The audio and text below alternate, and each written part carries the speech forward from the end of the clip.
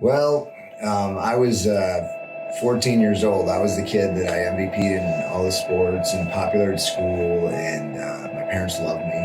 Great family, did well in grades, all that kind of stuff. I would go to bed and I'd be like, God, I got nothing to ask you for. So maybe, can you make Kelly like me or something like that? I was 14, and the night before football practice started in high school, I just had a headache and I went into a coma. They told my parents that I would probably die that night, which I didn't, so that's pretty cool, right? Yeah. And I ended up having brain surgery. I was in a coma for a while. I had to live in a wheelchair and basically start all over, like learn how to do everything all over like a baby. Walk, talk, everything. Because of what they don't even know what happened. Like, I have the neurology report, and this was 1985, so.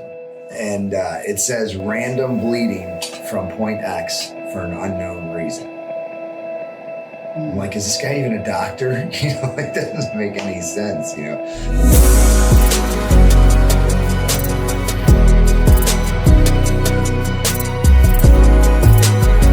My name is Derrick Tennant, and this is my broken, not dead story.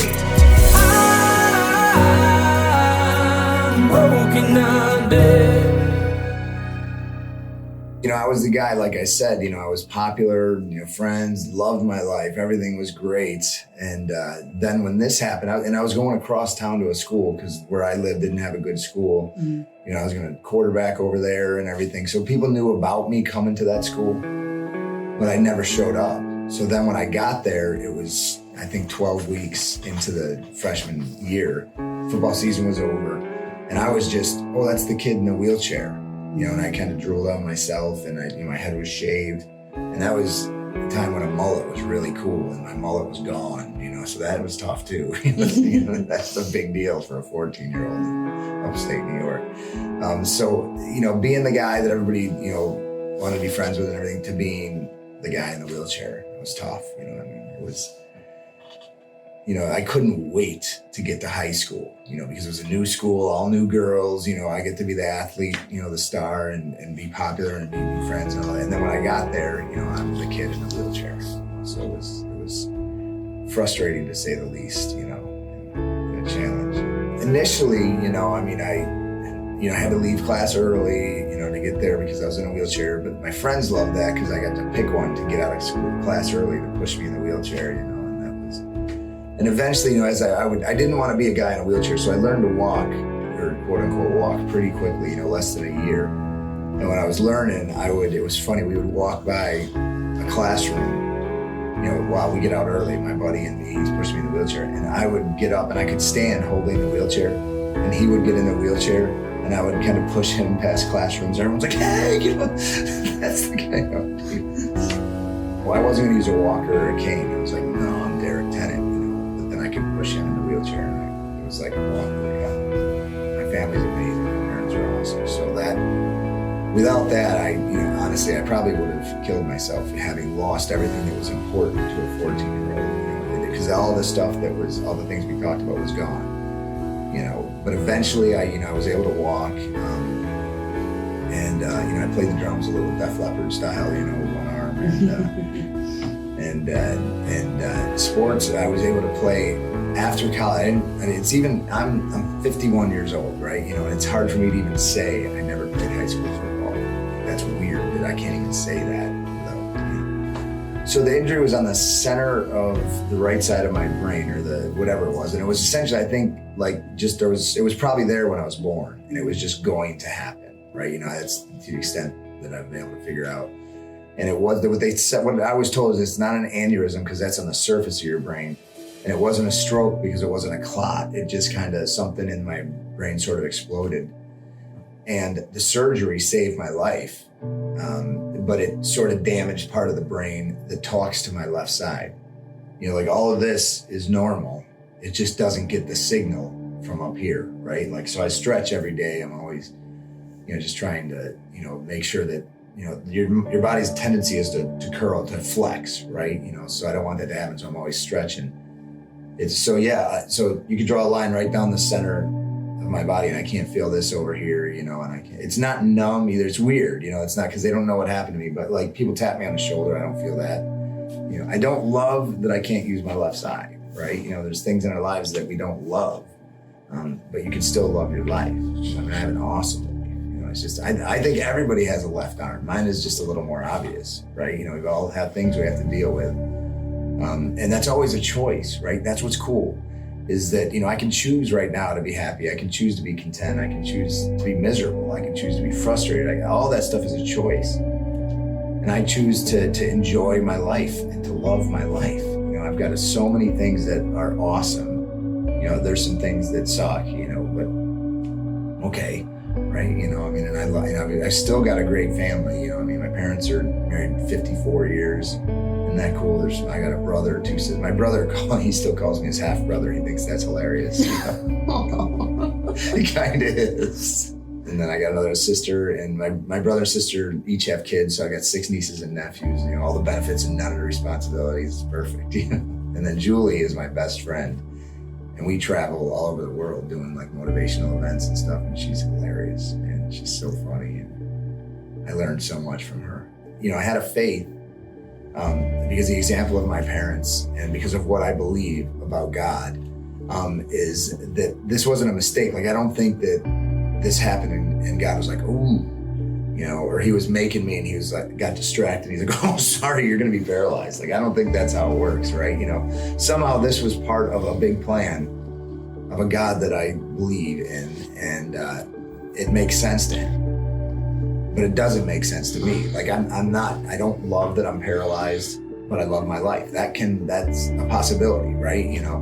And my job, I don't feel, is to understand why God allowed this, or why I don't understand why childhood cancer exists. There's a lot of things I don't understand. I do believe in God, and I trust him, and that's where I try to put that energy instead of why. But I don't think it's wrong to ask why. I just don't expect an answer. It's like if God was small enough to be understood, then he wouldn't be big enough to be worshipped, right? Our job, I think, is to trust him, to be his friend, and to know that, he's got it figured out, right? So that, and I wouldn't have been able to articulate this at 14 years old, and I've punched holes in walls trying to play basketball again and fallen on the court, and I fell in the bathroom and locked myself in, and there was some times where I broke things, and frustration's the word I would use. I wouldn't say depression, and because in my quiet, and I don't know that I would have been able to label this anything back then. I was mad, not at God. I can genuinely say that, because that wasn't logical to me. Because that kind of assumes that he made a mistake or something, right? You don't understand, and I'm frustrated, and I punch holes. My parents bought me a punching bag because that's how I would get my frustrations out, that I wasn't able to do the things that I did before, or I wasn't a quarterback, that kind of thing. So there's a lot of frustration and, anger directed at, I'm not able to do that. And I'm Derrick Tennant, you should, and all these people now in high school, they don't even know how good I was, right? They don't have a clue. I'm just the guy in the wheelchair. So that was frustrating, because that's the main word I would use. And there's anger and all that, but it wasn't directed at God. It was directed at, don't you know who I am? The things that are important. But eventually my mullet grew back, and I was able to walk, with a limp again, and things, playing basketball, I focused on, because you can't play football with one hand. And so, things started to come back. And, today I walk with a limp. I still can't use my left arm. You do the YMCA and I just do the LOL, right? That's all I got. If I'm being totally honest, sometimes I feel left out. I'm all right. After I got hurt, I would be asked to talk about it a little bit here and there or whatever. And one thing led to another. And then my friends were like, you should do stand-up comedy.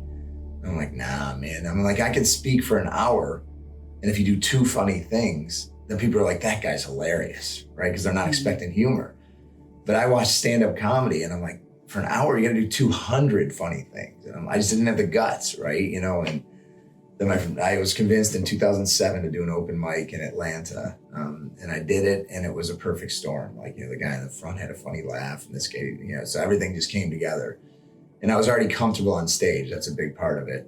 And then I remember the first gig I got paid $50 to do comedy. And whoa, and I was like the opening act for the opener, And I thought that was awesome.